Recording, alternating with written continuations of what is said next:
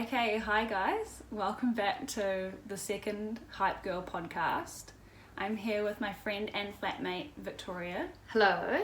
I've brought her onto the podcast today to have a chat about something that a lot of girls experience and suffer from, and that's endometriosis. Just to quickly recap, the last episode of the Hypegirl podcast was just sort of like a taste of what is to come. So if you want to listen to that, go check out the first one. That was sort of like touching on anxiety, self-growth, and being surrounded by positive people, how that impacts you, and that had my friend Tyler on there. So go check that out. So today's episode I'm very excited about because this is very interesting to me. Now, Victoria knows a lot about this subject because she has a relationship with endometriosis. Not a fairly positive one, Yeah. but a relationship nonetheless. Yeah, so I think she's the perfect person to have on to talk about it. So just to sort of set the scene, why don't you tell the listeners / viewers, because we're recording this for YouTube, so if you want to have a look, go on YouTube and have a look at our pretty faces. We're all wearing sand and scarf, little hair clips and headband. The headband's boohoo, but That's alright. we're saying sand and scarf. So to set the scene, why don't you, Victoria, tell us your relationship with endometriosis? Yeah. So it's kind of been years in the making, really. It was discovered last year that I had endometriosis, and the only way they can diagnose it is through surgery. So I had to have 2 surgeries last year, and they found out, or they saw that I had stage 3 endometriosis, which there's 4 stages. The main thing, like, endometriosis can be painful, but the amount of pain that you have doesn't correlate to how bad it is. Right. So you could be in severe pain but only have stage 1. Yeah. Which is, it's good to catch it at stage 1 just because it's... So it can like progress into different stages? Yeah. So endometriosis is the endometrium lining that's usually in your uterus before you have a period. Right. So that's what sheds, and that's what a period is. Yeah. Endometriosis is on the outer of the uterus. So it's by your bladder, your bowels, your ovaries, and all that sort of stuff in that pelvic area where it shouldn't be, and it's still trying to shed and bleed every month. Yeah. So it causes scars and adhesions, which can fuse your organs together. Yeah. So that sounds really scary. and it can be really, really painful, and it can cause becoming pregnant. Like, it can be difficult to become pregnant and that sort of thing.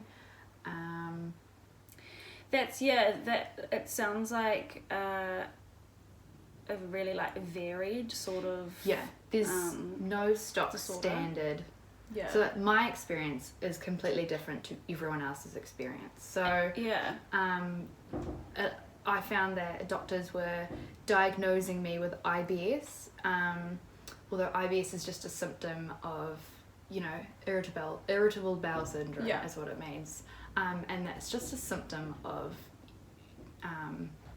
your bowels just reacting to different foods and that sort of thing, but it's one of the main symptoms of endometriosis. So so it can probably be mistakenly diagnosed as well. Yeah. So I was first told I had IBS probably 6 years ago, and it's taken that long to come to the point of last year seeing a gynecologist who was fantastic. He does a lot of endometriosis surgery, and through discussing my symptoms, he was like, let's book you in for surgery and find out, and we'll get rid of what we can. And thankfully they were able to get rid of 95% of it. That's great. Yeah. Although still having some of it, I do have days when I'm still bedridden with pain and feeling nauseous and that sort of thing from just a period, which isn't normal. Periods should not be excruciating. Yeah. They shouldn't be painful at all, really. And it's not really talked about.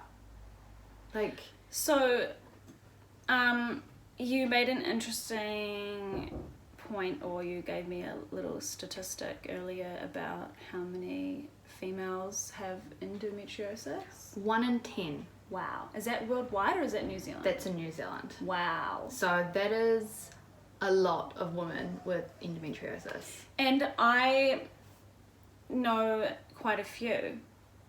So I think I might know 3 or 4 people, including you. Yeah.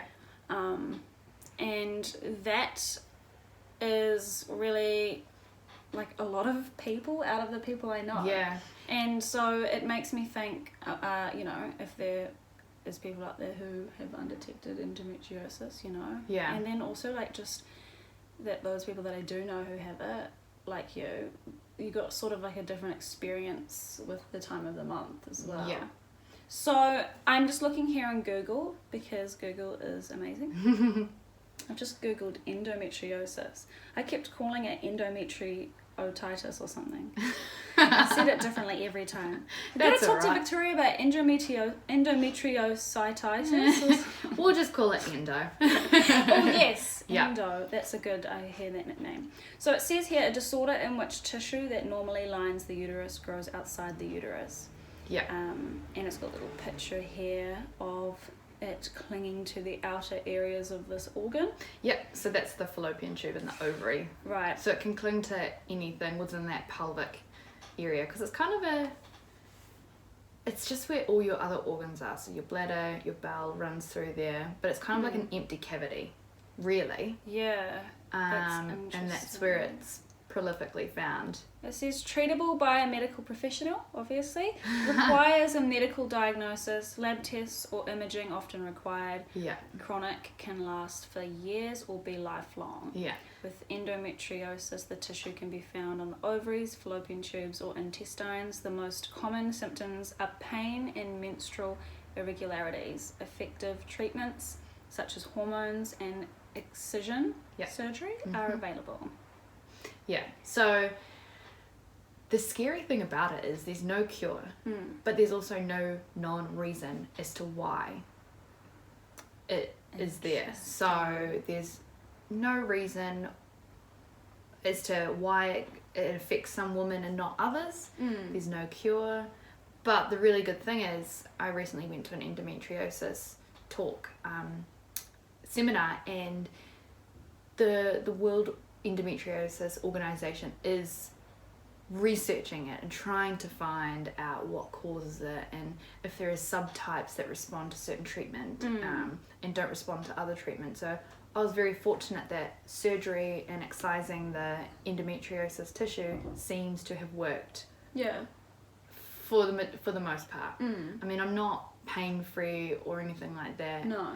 And it's it also does come down to eating healthy and making sure you're exercising, because that helps with pain in general.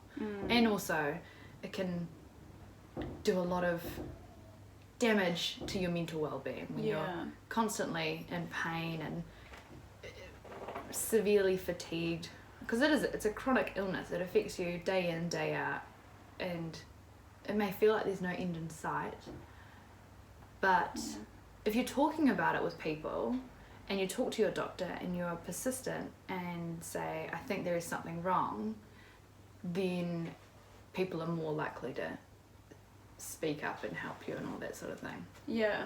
Like the squeaky wheel gets the oil, right? So the more you say to your doctor, look, something's not right, I need you to look into this further, the more you keep saying that to your doctor, they've got to action it. Being consistent. Yeah. And the first time I heard about endometriosis was in high school, actually.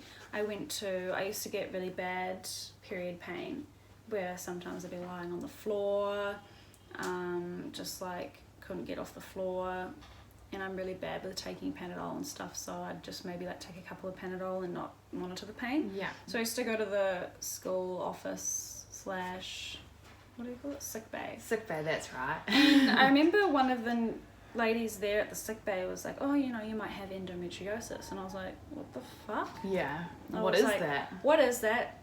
And second of all, like, why, like, I don't think it's smart for you to also, not smart, I think it's wise for you to just say to a young girl, oh, you might have endometriosis. So then I was like, oh my god, I might have endometriosis. Yeah. And my mum was like, you don't have endometriosis. But like, now knowing the statistics, it's like, I've been on the pill since I was about 16 and up until now, and so I usually don't choose to take the sugar pills, which create a fake bleed. So it's like so interesting to me because I did experience a lot of pain. Yeah, it's something that's like it's common, but also I hope people who don't actually have it don't freak out that they do. But also it's something that like it may even be worth just checking up on. Yeah, I mean, you know, because I had to have ultrasounds and stuff of my uterus and my pelvic area just to see if they could see anything. Yeah. And nothing showed up. And so on that front, I'm healthy, I'm fine, nothing's wrong with me. The only way they could actually 100% say that I have endometriosis was when they did surgery. So at the moment, that is the only way to diagnose it. But I hope in the future that there is another method that allows doctors and clinicians to be able to diagnose endometriosis without needing surgery. Yeah. I don't know if that technology will be around anytime soon, but I mean, they're working towards it, which is amazing. And the thing that is a common theme running through, like talking to people with endometriosis, is a lot of doctors don't really know about it, so they just prescribe birth control to mask the symptoms, and like that's not gonna help. Yeah. Because later on down the track, like it's still getting worse in your body, going from stage 1, 2 to 3 to 4. 4 is severe, but it takes years to get to that. So even though I was at stage 3, my surgeon said if I'd left it for 7 years, I'd be at stage 4 severely. So wow. It's a slow, I don't want to say, I was about to say disease, but they call it a disorder on the Google. Yeah, and actually the website that you're on right now, which is Endometriosis New Zealand, is fantastic. That's www.nzendo